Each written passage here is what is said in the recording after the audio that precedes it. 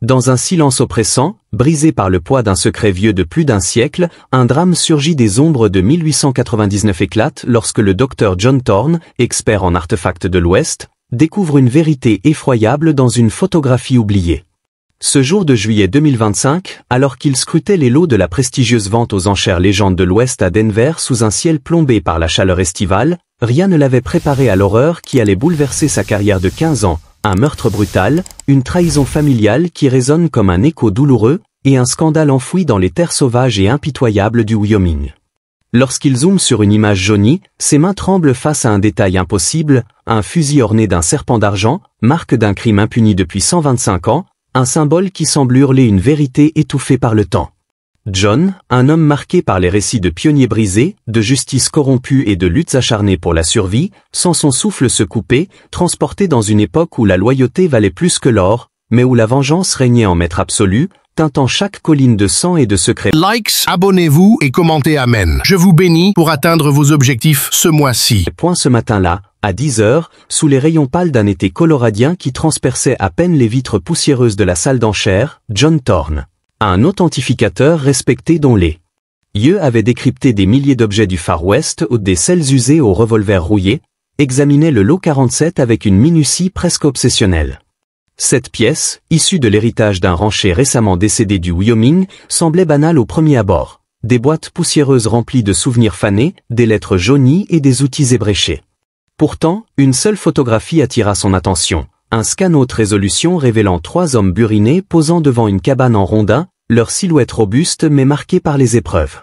Chacun tenait un fusil, leur visage creusé par les rigueurs d'une vie rude à la frontière, des lignes dures gravées par le soleil brûlant, les vents glacés et les combats incessants contre une nature hostile.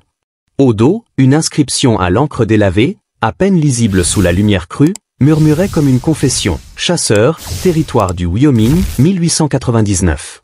À première vue, ce semblait être une image banale parmi tant d'autres, un instantané de pionniers stoïques immortalisant leur existence dans un paysage impitoyable où chaque jour était une lutte pour la survie.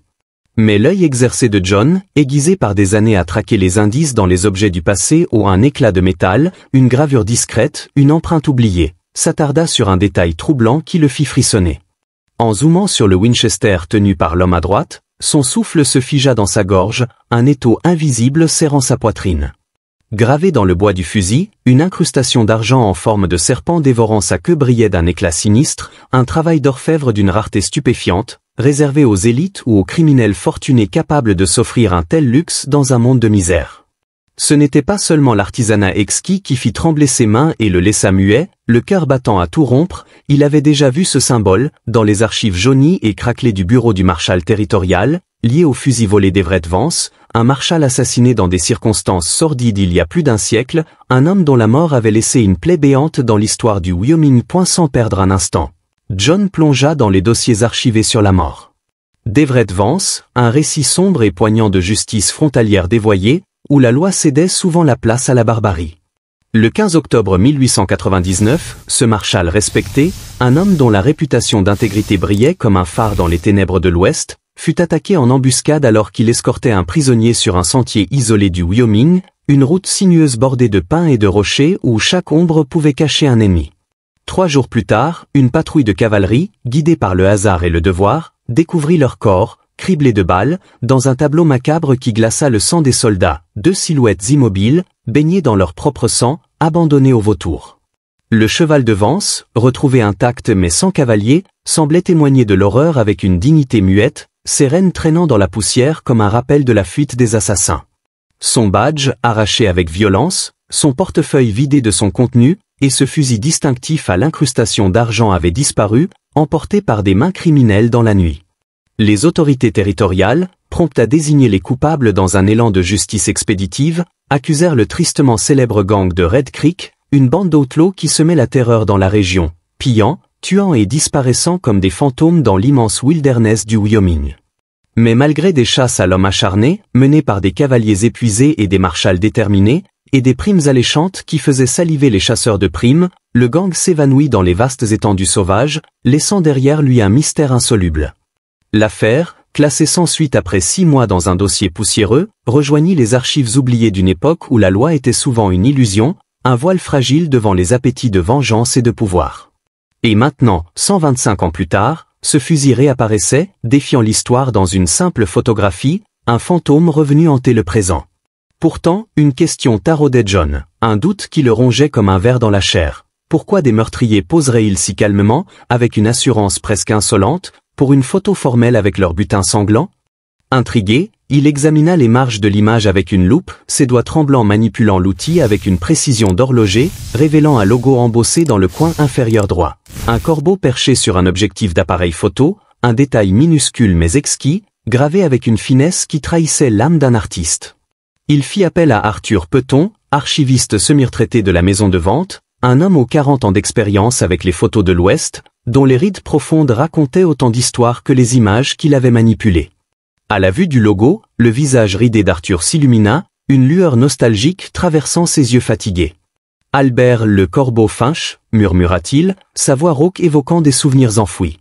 Finch, un des photographes les plus talentueux et excentriques de son temps, croyait que chaque cliché capturait une âme, un acte quasi spirituel qui transcendait le simple papier.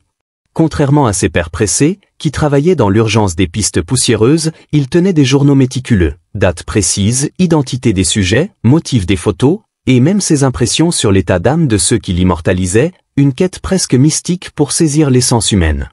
Si c'est une œuvre de Finch, il existe un registre quelque part, expliqua Arthur, sa voix prenant une gravité nouvelle.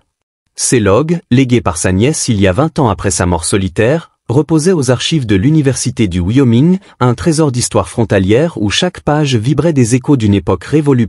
Après 2 jours à fouiller dans des volumes poussiéreux, entourés d'une odeur de vieux papier et de cuir craquelé, John trouva l'entrée qui fit bondir son cœur comme un cheval au galop, 18 octobre 1899.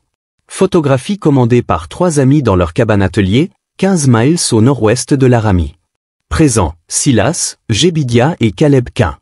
Une recherche généalogique, menée avec une impatience fébrile, révéla un lien choc qui le frappa comme un uppercut. Caleb Quinn était le frère cadet d'Everett Vance Quinn, alias Marshall Vance, qui avait raccourci son nom pour sa carrière, un détail qui avait échappé aux enquêteurs de l'époque. Cette découverte frappa John comme un coup de tonnerre, le projetant dans un tourbillon d'émotions. Il plongea dans les archives des journaux locaux, où le Laramie Boomerang, avec ses gros titres criards, relatait une dispute familiale explosive qui avait secoué la petite ville. L'héritage d'un vaste ranch, gagné à la sueur et au sang de leur père, avait divisé les frères. Everett voulait le vendre pour investir dans les chemins de fer, un projet ambitieux mais controversé, tandis que Caleb jurait de préserver l'exploitation bovine, un lien sacré avec la terre de leurs ancêtres. Les altercations publiques, ponctuées de cris et de menaces, culminèrent 5 jours avant le meurtre, avec Everett hurlant dans la poussière de la rue principale, « Tu es mort pour moi, Caleb. Tu n'es plus ma famille. » Une bataille judiciaire était imminente, alimentant les tensions et transformant la ville en un théâtre de rancune. Soudain, la photo prenait une tournure sinistre, semblant plus une confession qu'un souvenir innocent, un tableau où chaque visage portait le poids d'un secret. Mais John creusa davantage, refusant de se laisser emporter par les apparences. Les dossiers territoriaux révélaient que Silas, Jébidia et Caleb étaient des chasseurs de primes prospères, ayant capturé 30 criminels sur 3 ans pour 15 000 $ de primes, une fortune dans un monde où la survie était un luxe. Ils avaient collaboré avec Vance, leurs compétences saluées par des lettres de commendation signées de mains officielles, preuve de leur loyauté envers la loi. Pourtant, un document du tribunal de Cheyenne, daté du 15 octobre 1899, prouvait qu'ils avaient perçu 500 $ pour la capture de Black Pete Morrison, avec des témoins nombreux, commerçants, fermiers, shérifs adjoints ou les plaçant à 300 miles du lieu du crime, un alibi inattaquable gravé dans le marbre de l'histoire. L'alibi était solide, mais un mystère persistait, un vide troublant qui hantait John. Après cette date, leur activité cessa pendant 2 mois, reprenant le 20 décembre 1899, 3 jours après la photo de Finch. Cette pause, inexplicable financièrement dans un métier où chaque jour comptait, suggérait une mission clandestine, une quête qui avait détourné ces hommes de leur routine lucrative. 3 semaines plus tard, alors que l'horloge de la salle de conférence tic-taquait avec une impatience sourde, John présenta ses découvertes à Julia Morrison, directrice de la maison de vente, une femme au regard perçant forgé par 20 ans dans le commerce des reliques.